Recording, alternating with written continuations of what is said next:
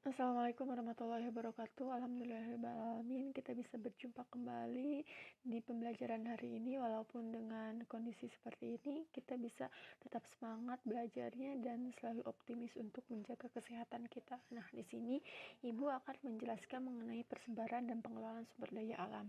Nah, selanjutnya ada potensi sumber daya alam dan persebarannya. Nah, di sini ada pengertian sumber daya alam. Sumber daya alam adalah semua kekayaan berupa benda mati maupun benda hidup yang berada di bumi dan dapat dimanfaatkan untuk memenuhi kebutuhan hidup manusia. Nah, oleh karena itu, nilai sumber daya alam juga ini dapat dijadikan dapat dimanfaatkan sebagai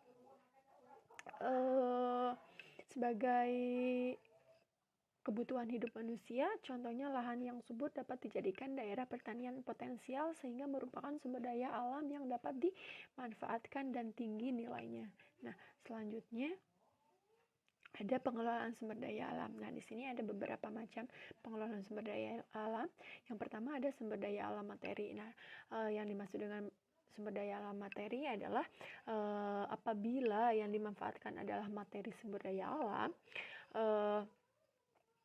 jadi alam tersebut itu contohnya adalah pasir kuarsa. Nah, pasir kuarsa itu dapat dilebur menjadi baja atau besi yang dimanfaatkan sebagai contohnya itu bahan bangunan, beton, bahan kendaraan, alat rumah tangga, dan lain sebagainya. Yang kedua ada sumber daya alam hayati. Nah, sumber daya alam hayati adalah sumber daya alam yang berbentuk makhluk hidup, yaitu sumber daya alam nabati. Sedangkan sumber daya alam hewan disebut sumber daya alam hewani. Bila kita telusuri bahwa sumber daya alam hayati dapat digolongkan sebagai sumber daya alam yang materi maupun energi. Contohnya, barang yang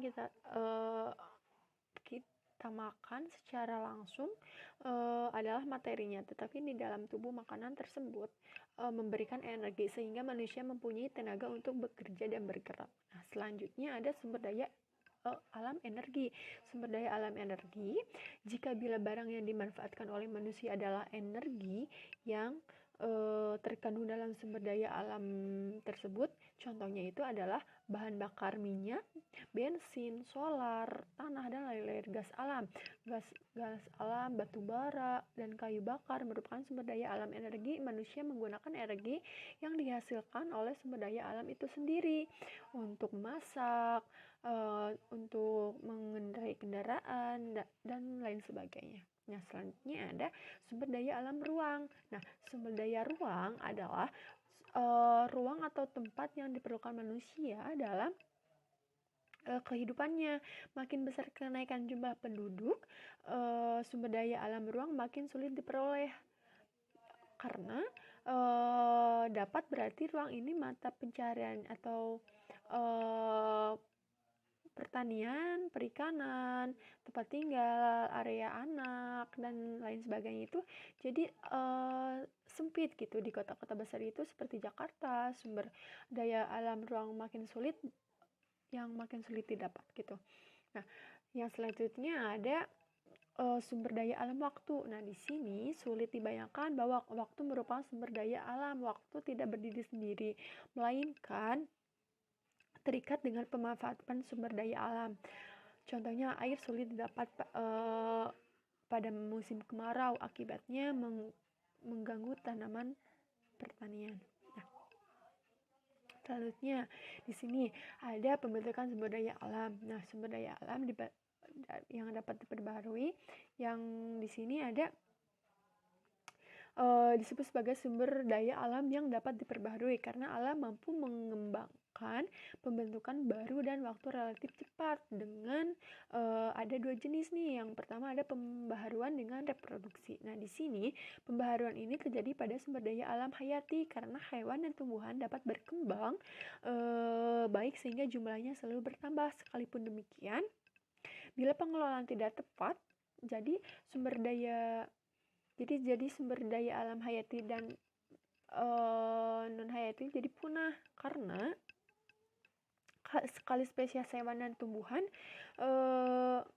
punah, maka akan tidak dapat memperbaharui atau membentuk lagi. Jadi seringkali aktivitas manusia yang kurang bertanggung jawab bisa menyebabkan sumber daya alam hayati menurun. Jadi kualitas keanekaragamannya itu hampir punah. Nah, jadi misalnya itu hibridasi dan rekayasa genetika sumber daya alam ini dapat ditinggalkan kualitas dan keanekaragamannya. Yang kedua ada pembaharuan dengan adanya siklus. Nah, di sini ada beberapa sumber daya alam. Air di udara terjadi dalam proses yang melingkar membentuk siklus. Dengan demikian selalu terjadi pembaharuan aktivitas manusia. Nah, di sini ada beberapa aktivitas penurunan kualitas dan kuantitas sumber daya alam. Yang pertama ada pencemaran udara akan menurunkan kualitas atmosfer bumi. Nah, serta penebangan hutan dapat menurunkan kualitas air dan tanah dan menimbulkan banjir. Nah, selanjutnya ada pembentukan sumber daya alam yang tidak dapat diperbaharui. Nah, sumber daya alam ini terdapat jumlah yang relatif statis karena tidak ada penebangan atau pembentukan, sangat lambat bila dibandingkan dengan umur manusia. Nah, contohnya itu ada sumber daya alam yang tidak cepat habis. Ya, contohnya itu tidak cepat habis karena nilai konsumtif terhadap barang tersebut relatif kecil. Nah, manusia hanya memanfaatkan dan dalam jumlah sedikit. Di samping itu, sumber daya ini dapat dipakai secara berulang-ulang hingga tidak cepat habis. Contohnya intan, batu bara,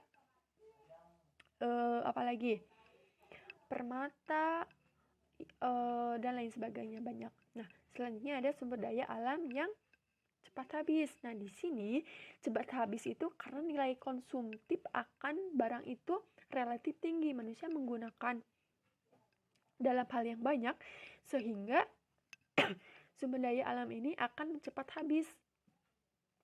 Di samping itu, daur ulangnya sukar dilakukan. Contohnya itu apa? Gas alam, bensin, bahan bakar, dan lain sebagainya. Nah, selanjutnya di sini ada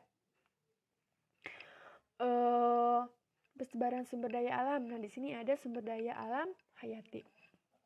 Nah, sumber daya alam hayati ini terdiri dari sumber daya alam hewani dan nabati. Sumber daya alam hayati yang di Indonesia beragam jenisnya, tersebar di daratan dan lautan perairan. Sumber daya alam nabati ini adalah jenis-jenis tumbuhan selain hutan yang luas. Indonesia juga memiliki perkebunan, pertanian yang tersebar hampir seluruh di Indonesia. Nah, selanjutnya, di sini ada contoh-contoh persebaran hasil tambang. Yang pertama ada minyak bumi. Nah, minyak bumi ini awal mula terbentuk pada zaman primer ataupun sekunder dan tersier. Minyak bumi berasal dari mikroplankton yang terdapat di danau-danau, teluk-teluk, rawa-rawa, dan laut-laut dangkal. Nah, selanjutnya ada gas alam. Gas alam Indonesia mempunyai banyak tempat yang mengandung minyak bumi dan gas alam, merupakan campuran beberapa hidrokarbon dengan kadar karbon kecil, terutama yaitu metal, propan, dan butan yang digunakan sebagai bahan bakar. Nah, yang ketiga ada batu bara. Batu bara, nah di sini batu bara itu berasal dari tumbuh-tumbuhan tropis pada masa prasejarah atau masa karbon. Tumbuh-tumbuhan tersebut termasuk pada jenis paku-pakuan. Tumbuhan ini tertimbun hingga berada pada lapisan batu-batuan sedimen yang lainnya. Nah, selanjutnya ada tanah liat. Tanah liat sendiri mengandung lempung 65%. Butir-butirnya halus sehingga rapat dan sulit menyerap air. Tanah liat ini terdapat di daratan rendah di Pulau Jawa dan Sumatera. Nah, yang kelima ada kaolin. Kaolin ini terbentuk dari pelapukan batu-batuan granit. Batuan ini banyak terdapat sekitar di pegunungan di wilayah Sumatera. Nah, Selanjutnya ada gamping atau batu kapur. Nah, batu kapur tersebut terbentuk dari pelapukan serang binatang karang. Batu ini banyak di pegunungan Seribu dan pegunungan Kendeng. Nah, selanjutnya ada pasir kuarsa. Nah, pasir kuarsa terbentuk dari pelapukan batu-batuan yang hanyut lalu mengendap di daerah sekitar sungai, pantai, dan danau. Pasir kuarsa ini banyak terdapat di Banda Aceh, Bangka Belitung, dan Bengkulu. Nah, selanjutnya ada pasir besi. Pasir besi ini adalah batuan pasir yang banyak mengandung nilai besinya, banyak terdapat di pantai Cilacap, Jawa Tengah. Nah, di sini selanjutnya ada marmer atau batu alam. Marmer batu alam ini berasal dari batu kapur yang telah berubah bentuk dan berubah rupa, sehingga merupakan batuan yang sangat indah. Setelah digosok dan dilicinkan, marmer banyak terdapat di Trenggalek, Jawa Timur, dan daerah Bajat di Jawa Tengah. Nah, selanjutnya ada batu aji atau batu akik. Nah, di sini batu akik atau batuan mineral yang cukup keras. Warna batu akik bermacam-macam, antara lain merah, hijau, biru, ungu, putih, kuning, hitam pun ada. Nah, batu ini dipergunakan untuk perhiasan dan banyak terdapat di daerah pegunungan dan di sekitar aliran sungai. Nah, selanjutnya ada bauksit. Bauksit di Indonesia memang banyak terdapat di Pulau Bintan ataupun di Riau. Bauksit ini diolah di Sumatera Utara yang di Proyek Asahan. Proyek Asahan ini merupakan pusat tenaga air terjun di Sungai Asahan. Nah, selanjutnya ada timah. Nah, timah sendiri ada terdapat di daerah penghasil timah di daerah Bangka Belitung, Singkep yang menghasilkan lebih dari 20% produksi timah. Di Muntuk terdapat pabrik peleburan timah dan ada 2 macam timah. Nah, timah itu ada 2 macam, yaitu timah primer dan timah sekunder. Nah, kalau timah primer, timah yang mengendap pertama kali pada batuan granit, ataupun timah sekunder adalah batuan endapan yang sudah berpindah dari tempat aslinya karena proses pelebukan dan erosi. Nah, selanjutnya ada nikel. Nikel terdapat di sekitar Danau Matana, Danau Fluid, dan di Kola atau Sulawesi Selatan. Nah, di sini juga ada tembaga. Tembaga di sini terdapat di Tirtomulyo dan Wonogiri di Jawa Tengah. Selanjutnya, nah di sini ada emas dan perak. Emas dan perak ini merupakan logam mulia. Pusat tambang emas dan perak terdapat di daerah-daerah seperti di Papua, di Nusa Tenggara Barat, di Tasikmalaya juga ada, di Jampang, Simau, Logo, di Riau juga ada. Nah, selanjutnya ada belerang. Belerang itu terdapat di kawasan gunung Talaga Bodas di Garut dan di kawah Gunung Berapi. Nah, selanjutnya ada mangan. Mangan itu terdapat di Kripan, Yogyakarta, Halmahera, dan di Tasikmalaya juga ada di Karangtunggal. Nah, selanjutnya ada fosfat. Nah, fosfat terdapat di Cirebon, Gunung Ijen, dan Banyumas. Nah, di sini ada juga besi. Besi ini seperti kita tahu, di dalam temperatur tinggi, biji besi dicampur dengan kokas dan besi tua karena pencampuran di atas sedemikian rupa sehingga proses pembakaran metal kotoran dalam biji besi dapat dihilangkan dengan jalan reduksi atau mengambil unsur oksigen dan biji besi. Nah, Yang selanjutnya ada Mika.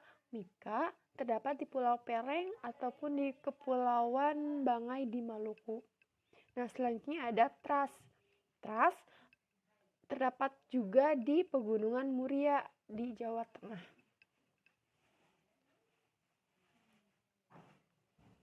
Nah, mungkin materi yang Ibu sampaikan cukup sekian. Mohon maaf bila ada penjelasan yang kurang maksimal dari Ibu. Mohon dimaklumkan. Wabillahi taufiq wal hidayah. Wassalamualaikum warahmatullahi wabarakatuh.